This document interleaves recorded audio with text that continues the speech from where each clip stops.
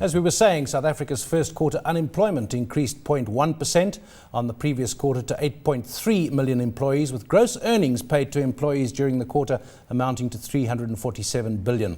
We now unpack the numbers with Labour analyst Terry Bell. Terry, joining us there from Cape Town. Terry, the employment in the non-agricultural formal sector increased between the quarters ended December 2011 and March 2012 by 0.1%. Now, that's the very formal stats is a way of doing it. What it means is that 5,000 more people have got jobs. What do these numbers mean? I think it's pretty insignificant, because if you have a look at the overall official unemployment figure, it's now reached the highest it has ever been, as it was in, I think, 2010, of 4.5 million people officially unemployed. And that's a conservative figure if you give it the manner that the Stats SA assesses employment. I think there's three important statistics in this latest quarterly survey. The increase in the number of persons in the labour force, as they put it, 207,000. The number of formal sector jobs lost, 75,000, which gives an increase in unemployed of 282,000. Now, you know, these figures in themselves are worrying, but when they're against a figure of 4.5 million officially unemployed, then it's desperately worrying. I think it's very much, Jill Marcus, the Reserve Bank governor at the NUMSA, the National Union of Metal Workers Congress, a week or so ago, she said the economic crisis globally was not only continuing but getting worse. And I think she was correct, and that means fewer jobs, greater downward pressure on wages, and more social dislocation. I've looked through the figures, for example, in the different industries.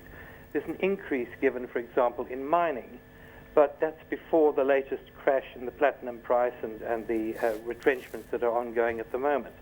So I can't see anything to be optimistic about. Just touching on those platinum mines, it came as something as a surprise, I suppose, because platinum has been such a blue chip metal, if I could put it like that, for so long. But to hear about a mine being put on care and maintenance, another shaft being closed, retrenchments and so on, has industry generally, the mining industry and others, have they learnt from these cyclical downturns whereby they do have to retrench but they can rehire? So one sees the jobs coming back again when things get better. Well, unfortunately, you know, this awful seesaw business is terrible, and I can see why this creates a lot of displeasure and problem within the unions and among the workers themselves and the miners. Because, you know, over the past few years, platinum mines and platinum companies in particular, the mining houses, have made vast fortunes. And now, of course, they close down, and that means suffering for the miners, for the people that they employ, and hire them back, but hire them back when the thing turns. I mean, there is no stability, and it's that sort of thing, that sort of instability that is creating terrible problems. Quite honestly, given the overproduction in motor vehicles, which is where a lot of the platinum go, you know, platinum group metals are actually useful other than, unlike gold, because they're used in catalytic converters, etc. Given the overproduction of vehicles, given the global situation economically, it's going to be a very long time before that price comes back again. Yeah.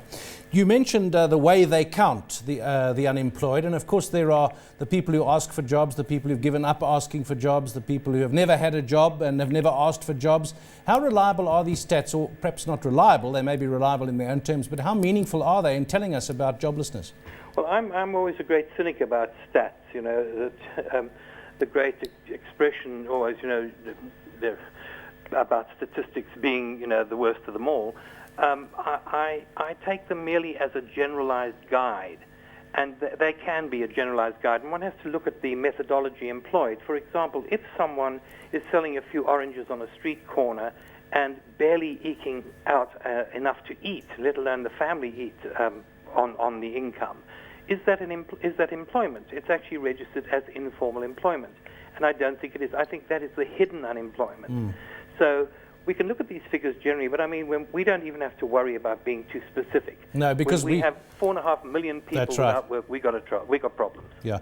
Well, of course, the government has set up jobs targets. We are actually going backwards when you think of these. Since President Zuma came to power, 2.5 to 3 years ago, we've actually gone backwards.